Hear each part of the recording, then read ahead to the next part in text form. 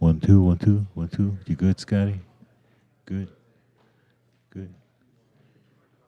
One, two, good. One, two. All right.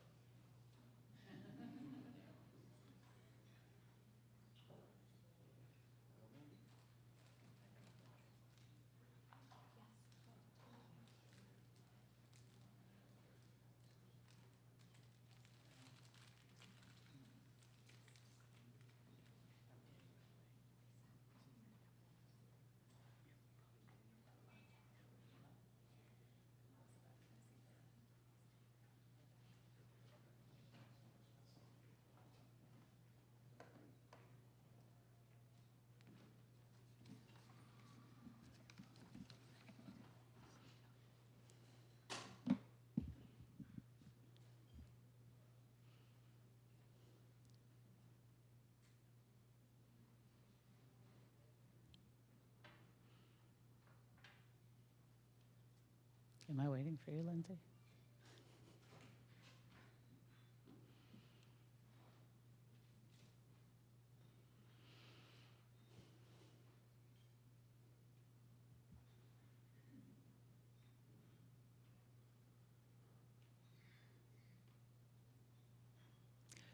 Good morning, everybody. Welcome to the National Press Club. Thank you all for being here this morning. It was a year ago this morning that Washington Post columnist Jamal Khashoggi walked into Saudi Arabia's consulate in Istanbul full of hope and fear. He was there to pick up documents that would allow him to get married. Instead, he was murdered by agents of his own government for speaking out against it.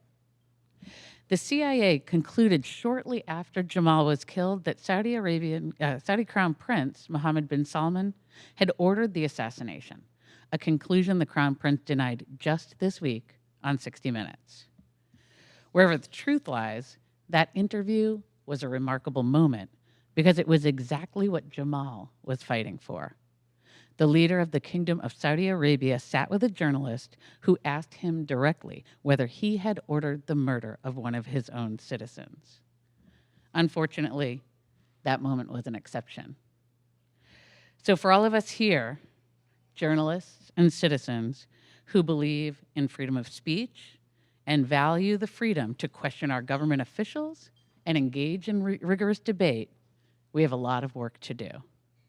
Because these values are rare in the Arab world that Jamal spent his career writing about, and they are under threat elsewhere, including right here in the United States.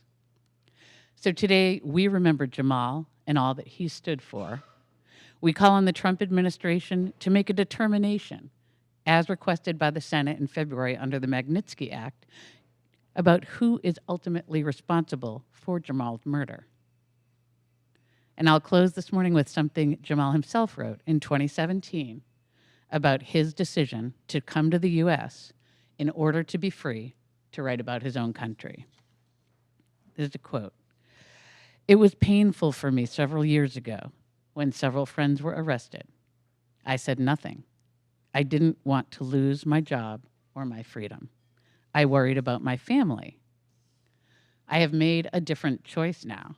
I've left my home, my family, and my job, and I am raising my voice.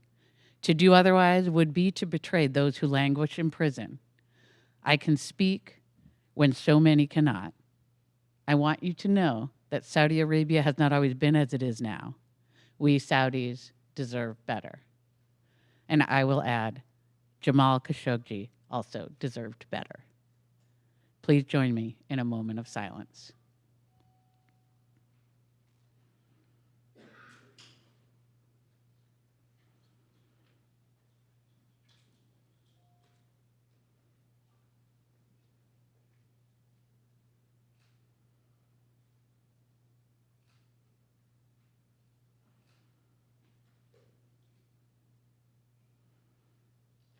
Thank you.